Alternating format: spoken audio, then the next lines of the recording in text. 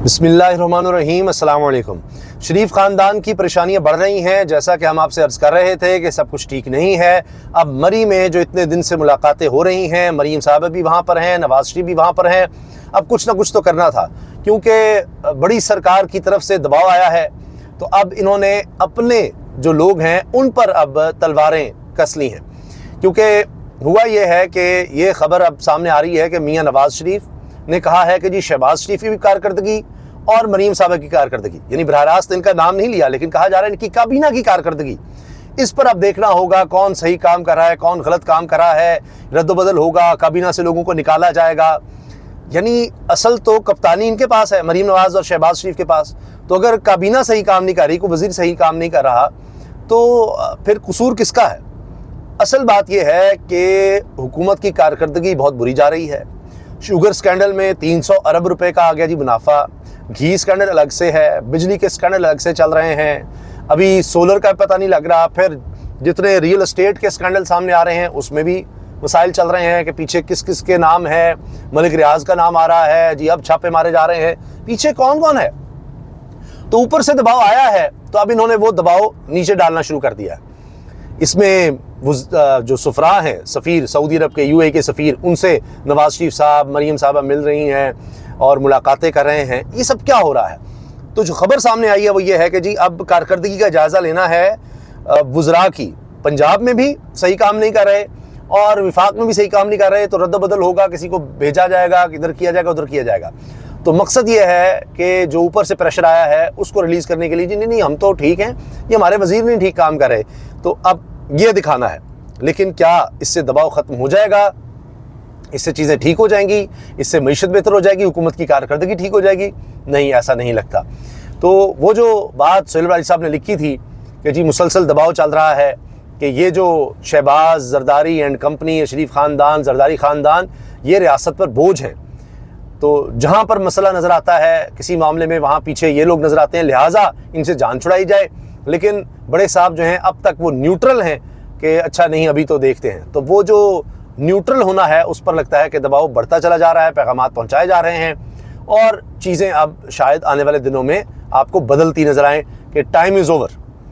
जो मौजूदा हुक्मरान ख़ानदान हैं जो अर्श पर बैठे हैं, इनके लिए टाइम अब कम रह गया है। तो या तो ये कोई बहुत कमाल करके दिखा दें जो पिछले 3-3.25 साल से ये नहीं कर सके, तो फिर तो कोई और बात है। जो बज़ाहिर नज़र आ रहा है ये है कि इनके पास अब वक्त कम रह गया है। फिर आप ये देखें कि अब तो जुडिशरी से बराह रास्त टकराव नज़र आ रहा है। जज एंटी टेररिज्म कोर्ट फैसलाबाद, तुम्हें शर्म आनी चाहिए बेशर्म आदमी। जिस दिन तुम मरोगे और तुम्हें कब्र में उतारा जा रहा होगा, उस दिन से तुम्हें डर नहीं है। तुम्हारी फैमिली को भी शर्म आ रही होगी कि ऐसा शख्स हमारे घर से जज है। ये उमर अयूब खान ने तकरीर में कह दिया है। अब जजों को किस तरह से ललकारा जा रहा है, कितनी हैरान कुन बात है।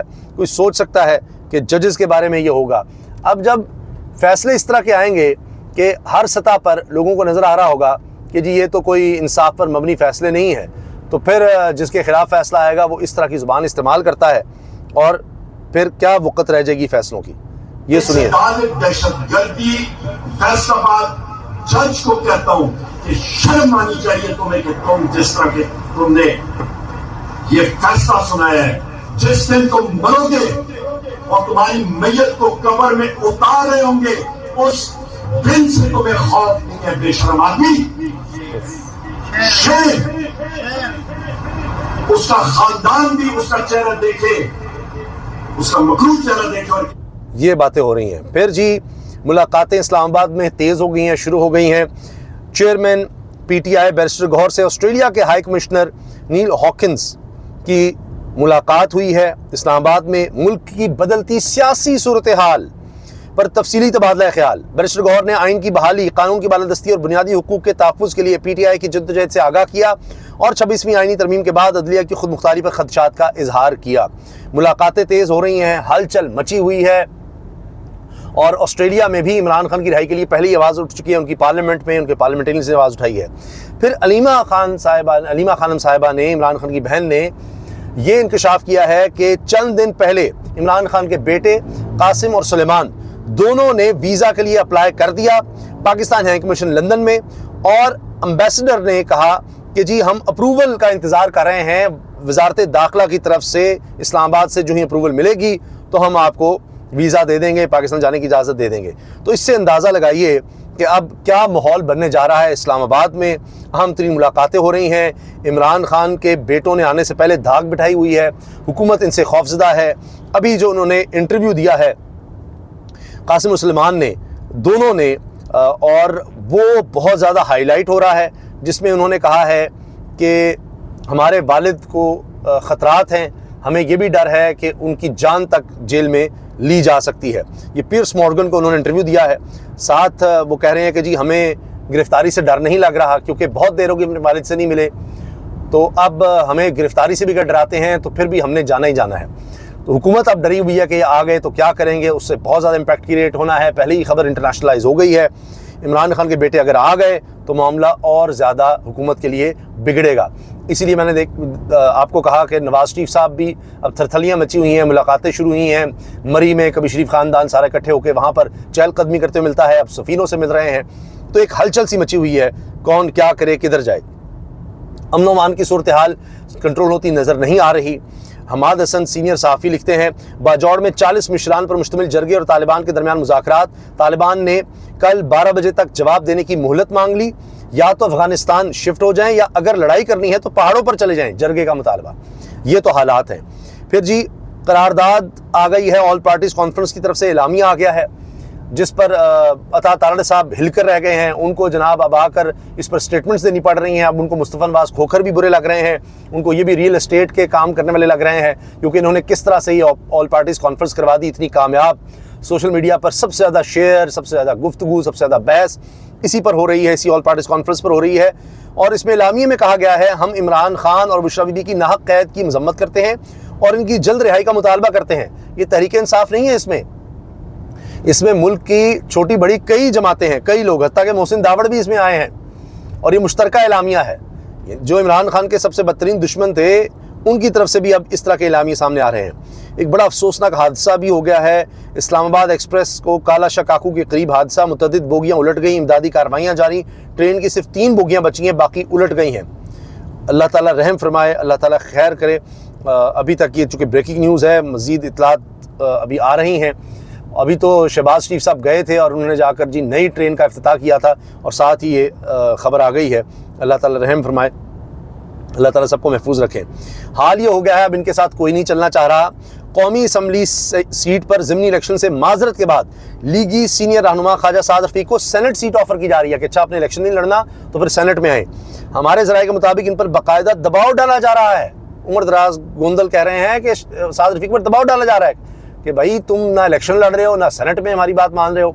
ये नहीं हो सकता, ताकि जितने लोग हो सकते हैं सबको साथ शामिल कर लिया जाए। सारे साथ क्यों नहीं आ रहे, और कल को ताकि हम कह सकें जी फ़लाँ भी साथ था, फ़लाँ भी साथ था। जितने लोगों को शामिल करें तब ताकि सब पर बोझ आ सके। इसलिए अब ऐसे लगता है कि इनको भी डर है, किसी भी वक्त चलते बने तो हम ये कह सकें नहीं नहीं फ़लाँ भी साथ था, फ़लाँ भी साथ था। जब टाइम इज़ ओवर की बारी आए, जो एंड है उसकी तरफ जा रहे हो, तो दी एंड में ऐसे लगता है कि होता है ना कि उस दी एंड की भी अगर कोई फिल्म हो तो उसका अब ट्रेलर नहीं जारी हो गया सिर्फ, बल्कि अब उसका आगाज़ भी हो गया है।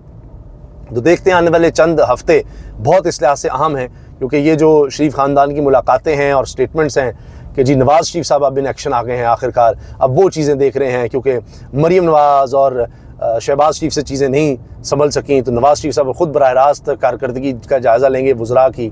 तो ये अब नाकामी का एक एतराफ़ है।